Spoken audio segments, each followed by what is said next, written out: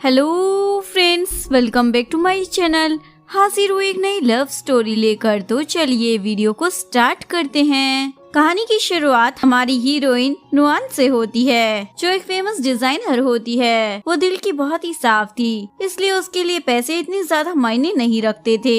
एक बहुत ही rich lady उसके बनाए गए डिजाइन को खरीदना चाहती थी, जिसके लिए वो उसे बहुत सारे पैसे भी ऑफर करती है। लेकिन नुआन उसे मना कर देती है, क्योंकि उसने पहले ही किसी पुअर को वो ड्रेस देने का वादा कर दिया था। नेक्स्ट सीन में नुआन अपने मॉम डैड के साथ टीवी में न्यूज देख रही थी। मंत्रापुरा का प्रिंस छाई एक थाई गर्ल नील के साथ शादी कर रहा है। ये न्यूज देखकर ये लोग तो शॉक ही हो जाते हैं, क्योंकि नील नुआन की बहन होती है। तभी उन्हें नील का कॉल आता है, जो उन्हें खुश होकर बता रही होती है, मैं इंडियन प्रिंस चाई से शादी करने वाली हूँ। इसीलिए वो थाईलैंड नहीं आ रही, बल्कि सीधा इंडिया के मंत्रापुरा जा रही है।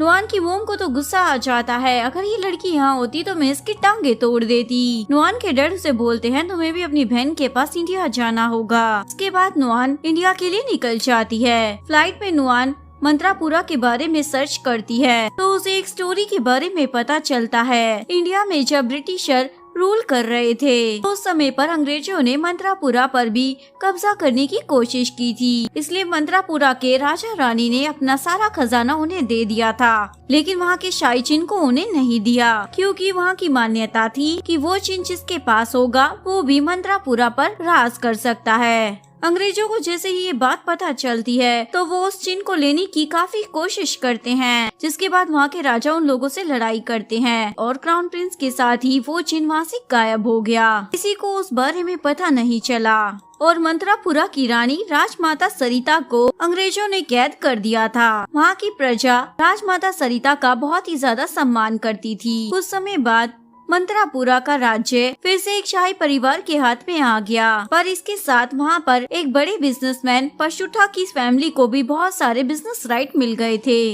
इसलिए वो मंत्रापुरा के हर मामले में इंटरफेयर करते थे और उनका मानना था कि शाही फैमिली को कभी भी अपना शाही चिन्ह नहीं मिल पाएगा। प्रेजेंट में नुआन एक सपना देख रही होती कि वो एक जंगल में पहुंच गई है, जहां उसने इंडियन ड्रेस पहनी हुई है। वहां पर कुछ लड़कियां नाच रही हैं। अभी वो इस सपने से जाग जाती है। एयर होस्टेस उसे वेलकम करने के लिए एक फ्लावर देती है। उसकी खुशबू को सूंघने के बाद उसे पता चलता है ये तो उसके ड्रीम वाले फ्लावर की तरह ही है। इसके बाद हमें हमारा हीरो प्रिंस गिरीश को दिखाया जाता है, जो कि एक डॉक्टर भी होता है। विराम नाम का बंदा, जो कि उनका ड्राइवर था, उसे नुआन को लेने के लिए एयरपोर्ट पर जाना था, पर बीमार होने की वजह से वो जा नहीं पा रहा था। इसलिए गिरीश बोलता है, एयरपोर्ट मैं चला जाऊंगा नुआन को लेने के लिए। इधर नुआन बहुत ज्यादा परेशान हो रही होती है, क्योंकि उसके लिए एकदम अनजान देश था। ऊपर से टैक्सी वाले भी उसे परेशान कर रहे थे। लेकिन तभी गिरीश वहाँ पे पहुँच जाता है और नुआन को वहाँ से लेकर निकल जाता है। नुआन तो उसे ड्राइवर वीरान समझ लेती है और उस पर गुस्सा करने लगती है। ये देश इतना अमीर है, फिर भी यहाँ की सड़कें ऐसी क्यों हैं? वैसे यहाँ पर मैं अपनी बहन की वजह से आई हूँ। अगर मुझे लगा ना कि वो यहाँ पर खुश नहीं है, तो मैं उसे अपने साथ लेकर चली जाऊंगी। और वैसे अभी इतने मॉडर्न जमाने में भी कैसे यहाँ पर राजा हैं और उनका शासन चल रहा है। गिरीश बोलता है, तुम कुछ भी इंटरनेट से पढ़कर मत बोलो। यहाँ के राजा पूरी ईमानदारी और जिम्मेदारी के साथ अपना काम करते हैं। जैसे ही वो लोग पैलेस में पहुँच जाते हैं, नील अपनी बहन को हक कर लेती है और उसे प्रिंस गिरीश से मिलवाती है। तब जाकर नुआन को पता चलता है कि ये तो एक प्रिंस है, इसलिए नुआन को एम्बेरसमेंट हो रही होती है। उसने उसी के सामने उसकी रॉयल फैमिली के बारे में क्या क्या नहीं बोल दिया, इसलिए उससे माफी मांगती है। नुआन जैसे ही पैलेस के अंदर आती है, तो वहाँ पर एक औरत खड़ी होती है। एक्चुअली में वो राजमाता सरिता की आत्मा होती है। इत्तेफाक से नुआन को रहने के लिए भी उन्हीं का रूम मिलता है। रूम देखकर नुआन काफी खुश हो जाती है। इसके बाद हमें पशुता की फैमिली को दिखाया जाता है, जो कि रॉयल मैटर में काफी ज्यादा इंटरफेयर करती थी। उस फैमिली की बेटी सावित्री एक्चुअली में चाय से शादी करने वाली थी, पर अफसोस नहीं हो पाई। सावित्री बोलती है, चाय ऐसे फॉरेन से आई हुई लड़की से शादी कैसे कर सकता है? मंत्रापुरा की अगली रानी तो मैं ही बनूंगी। इधर नुआन को भी अपनी बहन की काफी चिंता हो रही होती है, इसलिए उसे बोलती है, क्या ये लोग एक फॉरेनर को अपनी घर की बहू स्वीकार करेंगे? स्पेशली यहाँ की रानी। उसकी बहन नील बोलती है हाँ ये काफी मुश्किल है क्योंकि वहाँ के जो पहले के राजा थे नरेंद्र, उन्होंने भी एक फॉरेनर से ही शादी की थी। उनकी शादी को भी किसी ने एक्सेप्ट नहीं किया था और जो प्रिंस गिरीश हैं वो उसी फॉरेनर लड़की के बेटे हैं। यानी कि चाय और गिरीश दोनों ही सौतेले भाई हैं। इधर नुआन रात में देखती है एक औरत गार्डन की तरफ पीछे जा रही है तो वो भी उसका पीछा करने लग जाती है। तो उस लेडी के ब्रेसलेट से एक व्हाइट स्टोन नीचे गिर जाता है। नुआन उसे उठाती है तभी उसकी नींद खुल जाती है। ये सब उसका एक सपना होता है लेकिन नुआन ये देखकर शौक हो जाती है कि सच में उसके हाथ में कुछ है। नुआन जब उसे पानी में वॉश करती है तो उसमें वही व्हाइट स्टोन होता है जिसे उसने सपने में देखा था, लेकिन ये उसके हाथ में आया कैसे ये उसे समझ नहीं आता। नेक्स्ट डे चाय नील से मिलने के लिए आता है। एक्चुअली में वो नील से सच में बहुत ही ज्यादा प्यार करता था। नुआन भी प्रिंस चाय से मिलती है और उसे वो स्टोन देती है और उसे सारी कहानी सुना देती है ये उसे कैसे मिला। चाय तो उस स्टोन को देखकर शॉक हो जाता है क्योंकि वो सच में राजमाता सरिता के ब्रेसलेट का ही था और वो स्टोन काफी दिनों से गायब भी था। चाय वो स्टोन को लेकर गिरीश के पास आता है और उसे सारी बातें बता देता है, लेकिन उसे कुछ भी समझ नहीं आ रहा था क्योंकि वो मॉडर्न टाइप की लड़की है और उसे ऐसी बातों पर भरोसा नहीं था। नुआन उन्हें ब्रेसलेट की फोटो बनाकर दिखाती है जिसके बाद ये कंफर्म हो जाता है कि ये राजमाता के ब्रेसलेट का ही है। और जब वो स्टोन राजमाता के ब्रेसलेट में लगाते हैं तो वो फिट भी हो जाता है। गिरीश को याद आता है उसके डैड ने उसे बताया था कि उसकी मोम ने एक सपना देखा था कि बहुत दूर से एक लड़की मंत्रापुरा में आएगी और मंत्रापुरा की सारी प्रॉब्लम को सॉल्व कर देगी। गिरीश उस स्टोन को लेकर अपने अंकल रे के पास आता है। अंकल रे चेक करने के बाद बताते हैं हाँ ये वही स्टोन है और बोलते हैं अगर ये खोया हुआ स्टोन मिल सकता है तो हो सकता है हमें हमारा शाही चिन्ह भी वापस मिल जाए। नेक्स्ट सीन में दोनों बहनों को राजा रानी से मिलने के लिए जाना था, इसलिए वो इंडियन ड्रेस पहनने का ट्राई कर रही थी और बहुत ज्यादा खुश भी थी। उसकी बहन नील तो शाही तौर तरीकों को भी सीख रही होती है। नेक्स्ट सीन में नुआन लैपटॉप पर काम कर रही होती है तभी उसे राजमाता सरिता की आत्मा फिर से दिखाई देती है। नुआन उस औरत को देखकर उसके पीछे जाने लगती है और उसका पीछा करते हुए वो प्रिंस गिरीश के ढोर तक पहुंच जाती है। वो उससे पूछते तुम यहाँ क्या करने आई हो। नुआन बोलती है मैं एक लेडी का पीछा करते हुए यहाँ पहुँच गई, अभी वो अंदर गई है। गिरीश बोलता है पर यहाँ तो कोई नहीं आया है, लेकिन नुआन को यकीन नहीं होता इसलिए वो अंदर आकर सीसीटीवी फुटेज चेक करती है लेकिन उसमें भी कुछ नहीं मिलता। गिरीश उसे बोलता है तुम मुझे प्रिंस कहकर मत बुलाया करो, सिर्फ मेरे नाम से बुलाया करो।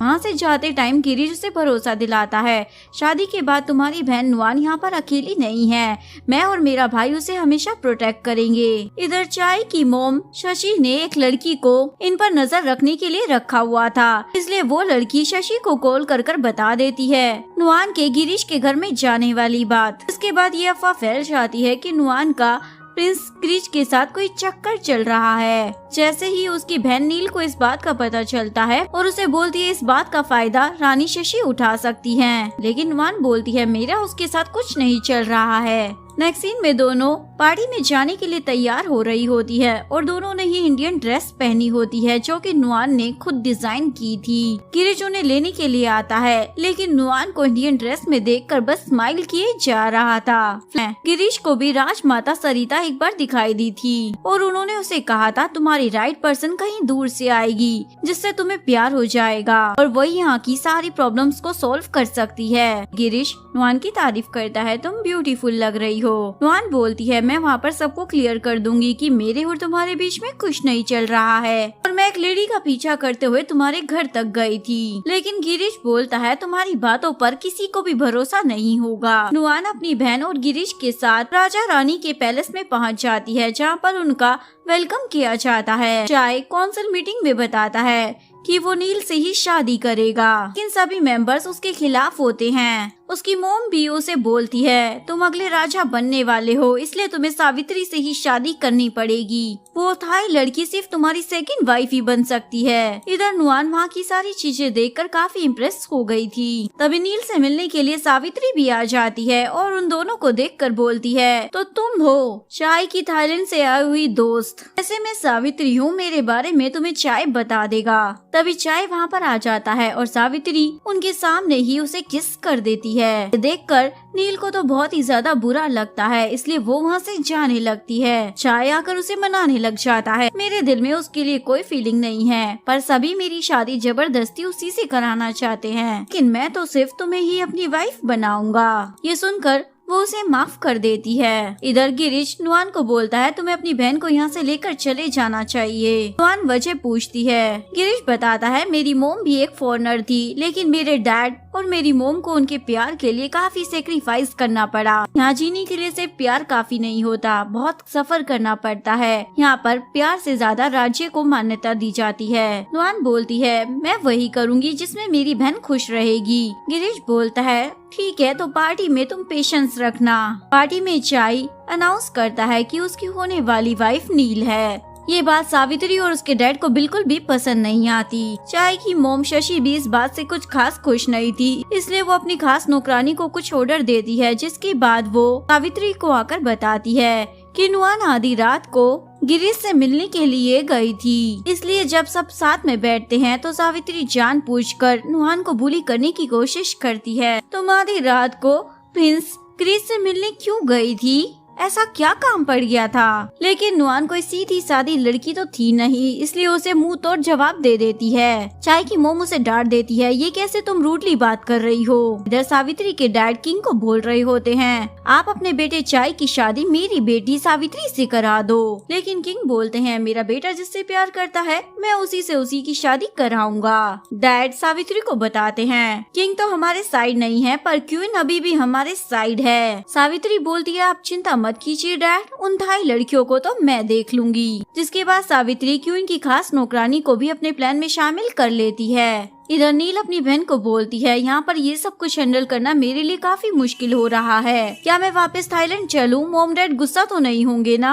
नुआन बोलती है शादी तुम चाहे किसी प्रिंस से करो या फिर किसी गरीब से, ये मैटर बड़ा होता है, इसलिए तुम सोच समझ कर ही फैसला लेना। के बाद दोनों को म्यूजिक और डांस का शो देखने जाना था, लेकिन नील बोलती है मैं अभी आती हूँ। नुआन शो देखने आ जाती है, लेकिन उसे बार बार अपनी बहन की ही चिंता हो रही होती है। इधर नील के पास मैसेज आता है कि चाय उससे मिलना चाहता है। एक्चुअली में वो मैसेज सावित्री ने भिजवाया था। जैसे ही नील उस लोकेशन पर मिलने के लिए पहुंचती है, उधर सावित्री के आदमी उसे पकड़ लेते हैं। नुआन को अपनी बहन की चिंता हो रही थी, तभी उसे फिर से महारानी सरिता की आत्मा दिखाई देती है, इसलिए वो उसके पीछे जाने लगती है। इधर चाय और गिरीश को भी पता चल जाता है कि नील कहीं गायब हो गई है और नुआन भी उसके पीछे गई है। चाय बोलता है अगर सच में नुआन को उनकी पूर्व राजमाता की आत्मा दिखाई देती है तो जरूर वो उसी फ्लावर फॉरेस्ट में गई होगी, इसलिए वो दोनों भी अपने आदमियों को लेकर वहाँ जाते हैं उन्हें ढूंढने के लिए। वो सब बातें कर रहे होते हैं। आज तक इस फॉरेस्ट में जो भी आया है वो कभी वापस नहीं जा पाया है। इधर नील भी यहाँ पर बेहोश पड़ी होती है।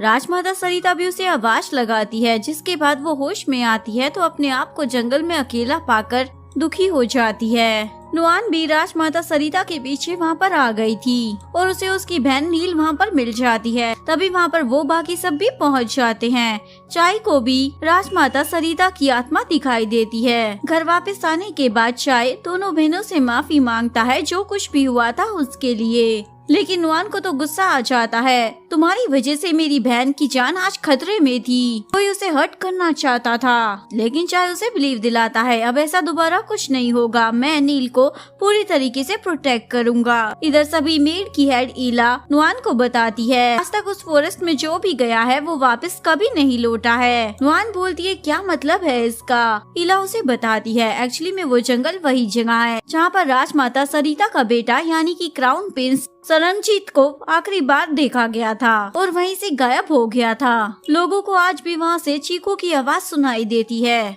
नुआन को भी लगता है क्या उसे जो औरत दिखाई देती है कहीं वो राजमाता सरिता ही तो नहीं है, इसलिए वो ईला से पूछती है क्या तुम्हारे पास राजमाता सरिता की कोई फोटो है? ईला बोलती है पर क्वीन शशि ने उसे हटवा दिया है। इधर चाय गिरीश से पूछता है क्या तुम्हें भी राजमाता सरिता जंगल में दिखाई दी थी?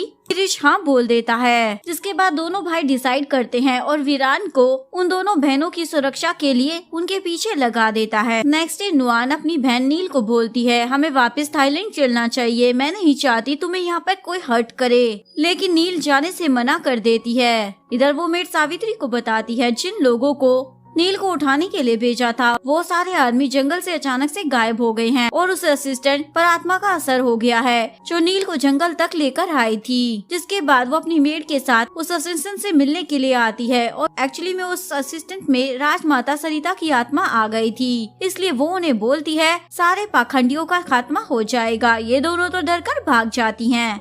इसके बाद ये दोनों सीसीटीवी फुटेज डिलीट करवाने जाते हैं ताकि उनका गुनाह पकड़ा ना जाए, पर वहाँ जाकर उन्हें पता चलता है ड्राइवर वीरान ऑलरेडी उस फुटेज को यहाँ से लेकर चला गया है। इधर गिरीश अपने भाई को समझाता है कि तुम्हें नील से साफ शब्दों में बोल देना चाहिए, वो तुमसे शादी कर सिर्फ तुम्हारी वाइफ नहीं बनेगी बल्कि उसे यहाँ की रानी होने का कर्तव्य भी निभाना होगा। इसलिए वो दोनों उन दोनों बहनों को घुमाने के बहाने लेकर जाते हैं और मंत्रापुरा के लोगों से मिलवाते हैं। वहाँ के लोगों का बहुत ही बुरा हाल था। चाय नील को बताता है किस तरीके से पशुता फैमिली राज्य को अंदर से खोखला कर रही है। उनकी फैक्ट्री की वजह से यहाँ के लोग बहुत ज्यादा बीमार हो जाते हैं। दोनों बहनें वहाँ की हालत को देखकर काफी निराश हो जाती हैं। चाय नील को बताता है मैं तुमसे प्यार करता हूँ और शादी के बाद भी करता रहूँगा, लेकिन मेरा अपने राज्य और लोगों के प्रति भी कर्तव्य है, इसलिए मैं तुम्हें ज्यादा टाइम नहीं दे पाऊंगा। नील बोलती है मुझे इससे कोई फर्क नहीं पड़ता, मुझे तुम्हारी जिम्मेदारी समझ आती है, मैं फिर भी तुमसे प्यार करती रहूंगी। चाय तो उसे हक कर लेता है क्योंकि वो उसे प्यार के साथ सपोर्ट करने के लिए भी तैयार थी। नुआन तो ये सारा नजारा देखकर इमोशनल हो जाती है। सीन में गिरीश बच्चों का इलाज कर रहा होता है और नुआन बच्चों को कहानियाँ सुना रही होती है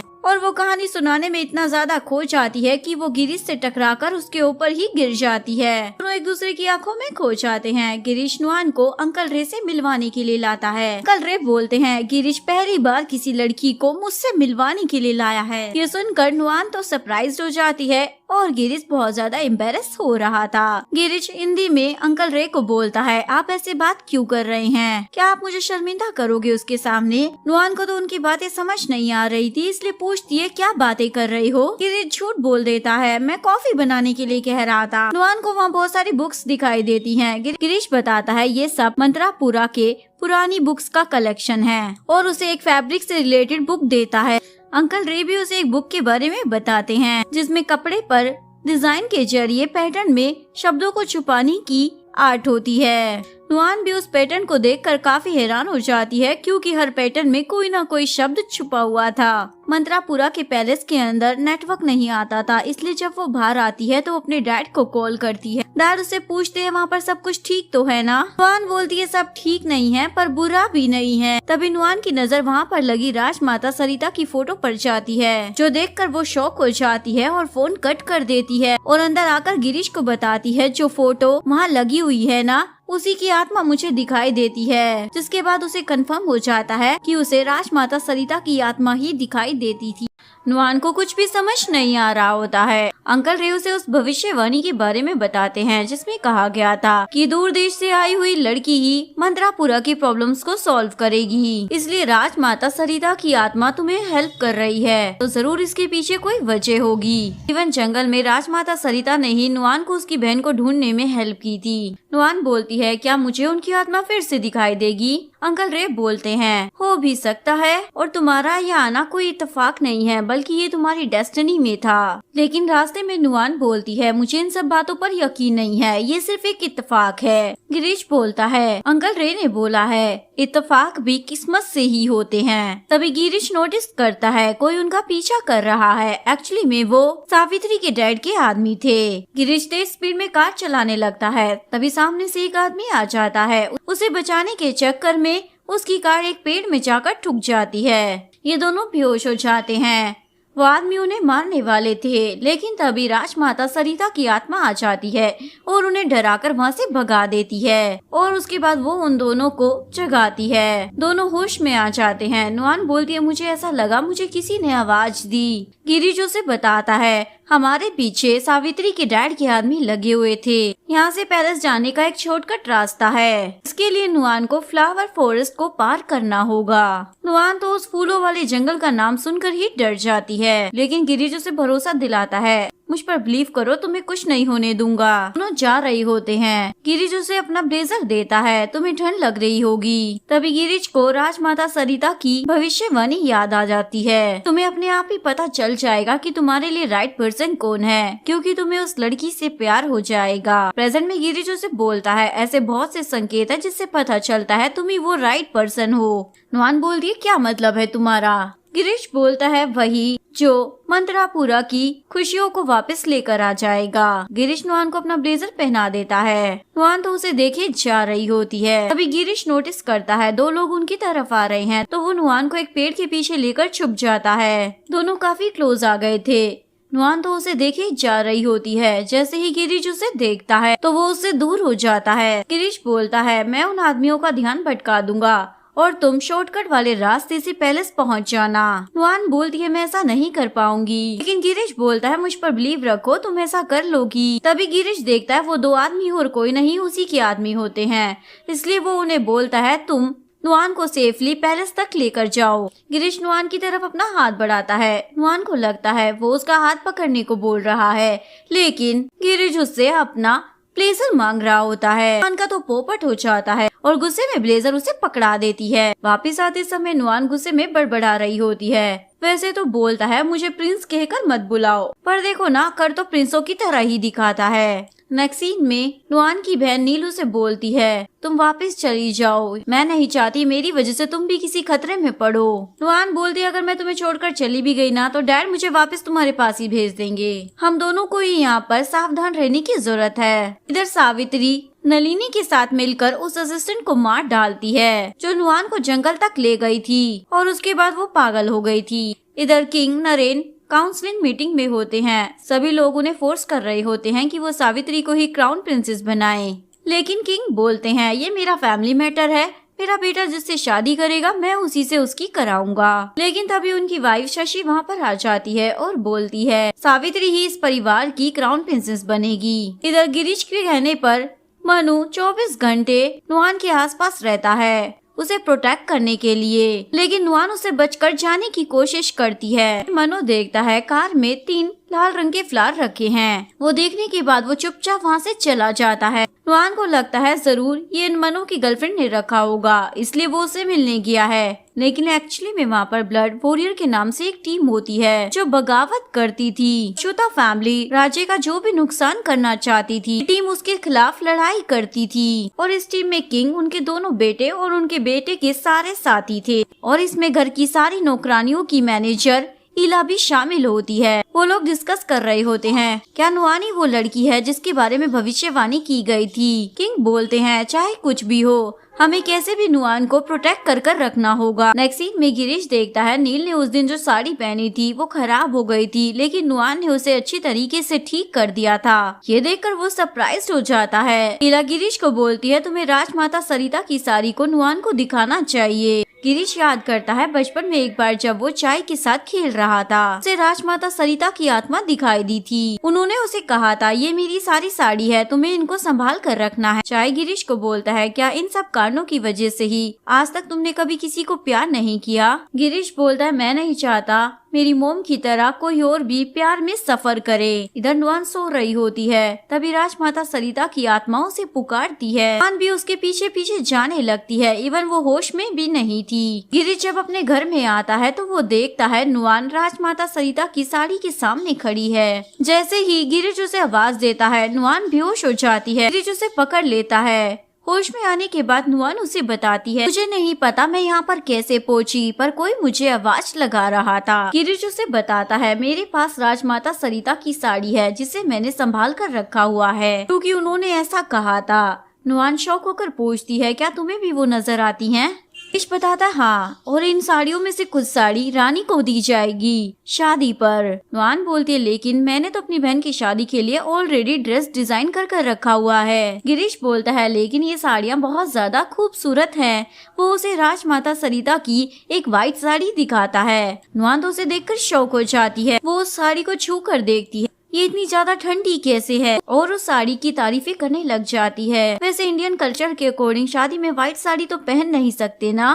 गिरीश बोलता हाँ, वैसे मैं बस इन साड़ियों का ध्यान रख रहा हूँ। नुआन तो परेशान हो जाती है और बोलती है मैं तो बस यहाँ पर अपनी बहन का ध्यान रखने आई थी, मुझे कोई भी राइट पर्सन बनने का शौक नहीं। गिरीश बोलता है मैं तुम्हारी बात को समझ सकता हूँ। इधर चाय नील से मिलने के लिए आता है और उसे बताता है अगले 5 दिनों के बाद किंग उसकी होने वाली वाइफ की अनाउंसमेंट कर देंगे, जिसके बाद अगले 3 महीने तक हम एक दूसरे का चेहरा भी नहीं देख सकते। इधर नुआन ईला से उस व्हाइट साड़ी के बारे में बात करती है। मैंने आज तक इतना ठंडा फैब्रिक कभी तक टच नहीं किया। ईला बोलती है वो साड़ी काफी अनोखी है। बहुत से टेलर ने उस साड़ी के पैटर्न को ठीक करने की कोशिश की, लेकिन उनमें से किसी को भी उसकी ठंडक बर्दाश्त नहीं हुई, वजह से कोई भी उस साड़ी को टच नहीं कर पाता है। ऐसा कहा जाता है जो भी उस साड़ी को नॉर्मली पहन लेगा वही उसका ओनर हो जाएगा। नुआन को तो ये सारी बातें बड़ी अजीब लग रही होती हैं। इधर वो गुंडा पकड़ा जाता है जिसने नील पर अटैक किया था। वीरान उससे मिलने के लिए आता है और उससे पूछता है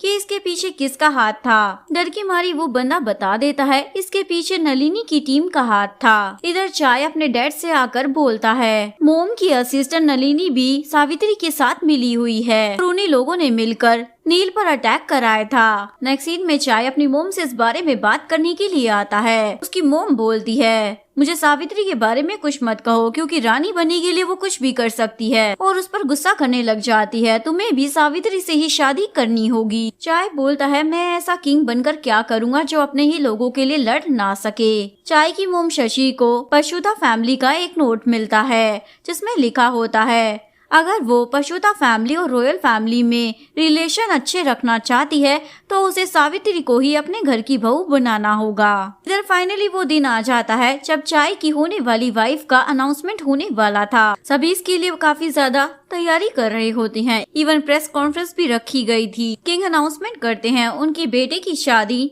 नील से होगी जो कि एक थाई गर्ल है। क्या किसी को इस बारे में कुछ कहना है? तभी उनकी वाइफ शशि खड़ी हो जाती है। एक क्राउन प्रिंसेस को हमारे पैलेस के सारे रीति रिवाजों के बारे में पता होना चाहिए, इवन उसमें क्वीन बनने के सारे गुण भी होने चाहिए। रानी होने के नाते मैं ही क्राउन प्रिंसेस को ट्रेनिंग दूंगी, लेकिन मैं ये ट्रेनिंग 2 लड़कियों को दूंगी। वो सावित्री का नाम अनाउंस करती है और बोलती है इन दोनों में जो भी इस कॉम्पिटिशन को जीतेगी और योग्य रानी बनने के लायक है ये साबित करेगी वही रानी बनेगी। लेकिन बाद में किंग और चाई शशि पर गुस्सा करने लग जाते हैं। उस रिपोर्टर के सामने ऐसा अनाउंसमेंट करने की क्या जरूरत थी? शशि बोलती है मैं सिर्फ 2 ही चीजों को प्यार करती हूँ, पहला मंत्रापुरा, दूसरे तुम। मैं सबके लिए बस अच्छा ही चाहती हूँ। और अंदर आकर रोने लग जाती है। कोई भी मुझे नहीं समझ सकता कि मैं अपने राज्य के लिए ही ये सब कर रही हूँ। इधर नुआन बहुत ज्यादा परेशान हो जाती है उसी अनाउंसमेंट की वजह से, लेकिन गिरीश और ईला उसे समझाने लग जाते हैं अब जो भी फैसला होगा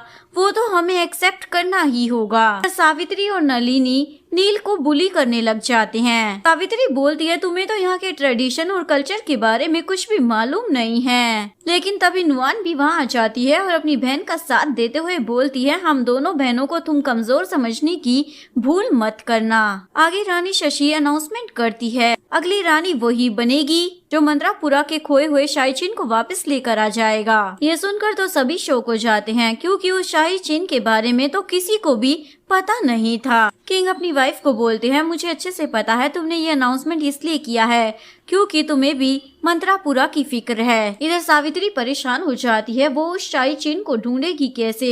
उसके डैड उसे बोलते हैं मैं भी उसे कई सालों से ढूंढने की कोशिश कर रहा हूँ पर आज तक मुझे नहीं मिला। इधर नुआन को भी गिरीश से पता चलता है उस शाही चिन्ह को गायब हुए तो 70 साल से भी ज्यादा हो गए हैं। नुआन तो अपनी बहन के लिए बहुत ज्यादा परेशान हो जाती है, इसलिए वो गिरीश के साथ अंकल रे से मिलने के लिए आ जाती है ताकि उसे उस शाही चिन्ह के बारे में कुछ क्लू मिल सके। अंकल रे बताते हैं वो शाही चिन्ह तो क्राउन प्रिंस सरनजीत के साथ ही गायब हो गया था और हमें तो ये भी नहीं पता क्राउन प्रिंस सरनजीत जिंदा भी है या नहीं। गिरीश बोलता है हो सकता है हमें राजमाता सरिता की साड़ियों से कोई क्लू मिल जाए, क्योंकि राजमाता सरिता ने उसे कहा था मेरी साड़ियों के जरिए जो जीत जहाँ की थी वहाँ पर पहुँच जाएगी। अंकल रे नुआन से कहते हैं तुम ही वो राइट पर्सन जिसके बारे में भविष्यवाणी हुई थी। ये सुनकर नुआन तो परेशान हो जाती है, ये सब क्या चल रहा है। अंकल रे बोलते हैं क्या तुम कोशिश भी नहीं करना चाहती हो। नुआन बोलती है ऐसा नहीं है, पर मुझे नहीं मालूम मैं स्टार्ट कहाँ से करूँ। तभी वो फैब्रिक के पैटर्न वाली बुक नीचे गिर जाती है और उसे देखकर उन्हें आइडिया आता है हो सकता है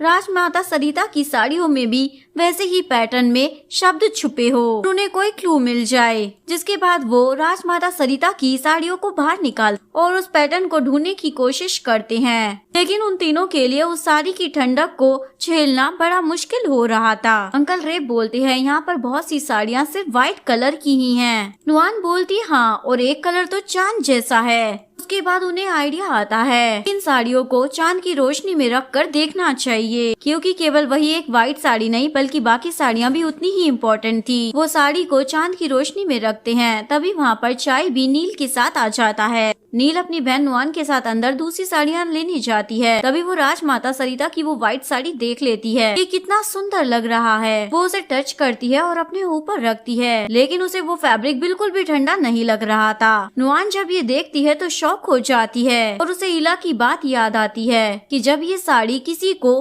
अपना ओनर चुन लेगी उसके ऊपर इसकी ठंडक का असर नहीं होगा। नील उस साड़ी को लेकर बाहर आ जाती है। सभी लोग ये देखकर शॉक हो जाते और उन्हें पता चल जाता है कि नील को ही मंत्रापुरा की रानी बनने के लिए चुना गया है। चांद की रोशनी में उस साड़ी का पैटर्न चमकने लग जाता है। वो सभी देखते हैं ये तो एक खास तरीके का पैटर्न है और उस पैटर्न के पीछे की गुत्थी को सुलझाने की कोशिश में लग जाते हैं। सावित्री के डैड का आदमी इन लोगों पर नजर रखा हुआ था और फोटो लेने की कोशिश करता है, लेकिन राजमाता सविता की आत्मा उसे ऐसा नहीं करने देती। सावित्री के डैड जब उस ब्लर फोटो को देखते हैं तो वो अरुण पर गुस्सा करते हैं और उसे बोलते हैं पता करो वो सब लोग उस साड़ी पर क्या कर रहे थे। इधर नील चाय के साथ वापस जा रही होती है, क्योंकि नेक्स्ट डे से उसकी क्राउन प्रिंसेस की ट्रेनिंग स्टार्ट होने वाली थी। नील यहाँ की सिचुएशन को देखकर बहुत ज्यादा दुखी होती है, इसलिए रो रही थी। चाय उसे कंसोल करने की कोशिश करता है। इधर अंकल रे और नुआन उस पैटर्न को पेपर पर उतारने की कोशिश करते हैं। गिरीश नुआन को ठंड से बचाने के लिए उसे जैकेट पहनाता है। नुआन को हाथों में भी बहुत ज्यादा ठंड लग रही थी काम करते हुए, जो गिरीश नोटिस कर लेता है। तो वो अपनी गर्म फूंक से उसके हाथों को गर्मी देने की कोशिश कर रहा था, लेकिन जैसे ही नुआन उसे देखती है तो वो पीछे हट जाता है। इवन वो नुआन के लिए इंडिया की फेमस अदरक वाली चाय भी लेकर आता है कि नुआन को ठंड कम लगे। ठंड की वजह से नुआन का हाथ फ्रीज होने लगता है। तो गिरीश बोलता है मैं तुम्हारे लिए ग्लव्स लेकर आऊं क्या। नुआन बोलती है रहने दो, मैं ये हैंडल कर लूंगी, लेकिन गिरीश नुआन का हाथ पकड़कर उसे गर्माहट देने लग जाता है। गिरीश का ये अपनापन नुआन के दिल को छू जाता है। अंकल रे और नुआन उस पैटर्न के बारे में डिस्कस कर रही होती हैं कि ये सिक्किम स्टाइल का है। राजमाता सरिता भी सिक्किम से ही थी। वो उस पैटर्न को फोल्ड कर कर उससे कोई क्लू जानने की कोशिश करते हैं, लेकिन उन्हें कोई क्लू नहीं मिलता।